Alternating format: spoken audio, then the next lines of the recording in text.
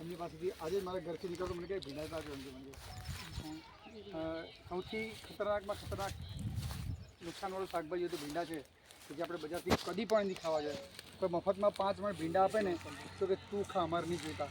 એટલી આજે બજારમાં મળતા ભીંડા ખરાબ હોય એવા સંજોગોમાં એમની પાસેથી ભીંડા તો હું કાયમ લઉં જ છું બારડોલી આવે ત્યારે.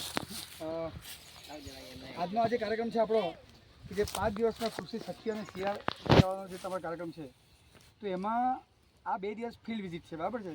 તો ફિલ્ડ વિઝિટમાં આપણે એવા ખેડૂતની મુલાકાત લેવાની છે કે જે લોકો ઓલરેડી કરે છે અને એમનું સારું પણ છે. તો આપણે નિમેશભાઈને વાત કરીએ કે ભાઈ એ આપણને પહેલાં તો તમારું નામથી માંડી તમારા કેટલા વિસ્તારમાં તમે કરો છો એનાથી લઈને અને શું શું અને કયા કયા સિદ્ધાંત આધારે તમે બધું કામ કરો છો એનાથી આપણે શરૂઆત કરીએ, બરાબર. તમારું આખું નામથી શરૂઆત કરો. એટલે મારું નામ નિમેશ કુમાર ઈશ્વરભાઈ પટેલ, ગામ નીજર, તાલુકો બારડોલી, જિલ્લો સુરત. હવે પ્રાકૃતિક ખેતીની વાત કરીએ તો આપણે તાલીમ અત્યારે લીધી જ હશે એમ. અને પ્રાકૃતિક ખેતીમાં મુખ્ય 5 સિદ્ધાંતો છે આપણા. બીજામૃત પહેલો સિદ્ધાંત.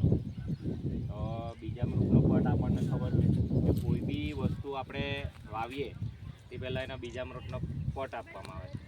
પછી જીવામૃત, ઘન જીવામૃત, પછી વાપસા, સહજીવન પાક અને આચ્છાદન. આજે 5 સિદ્ધાંતો છે એને આ 5 સિદ્ધાંતો છે પણ કહેવાય ને કે ઘણી બધી વસ્તુ આપણે ફોલો નથી કરી શકતા. શરૂઆતમાં મેં જ્યારે શરૂઆત કરેલી પ્રાકૃતિક ખેતીની શરૂઆત ત્યારે આચ્છાદન એવું કંઈ નહીં, પછી સહજીવી પાક બી નહીં, ખાલી જીવામૃત એમ.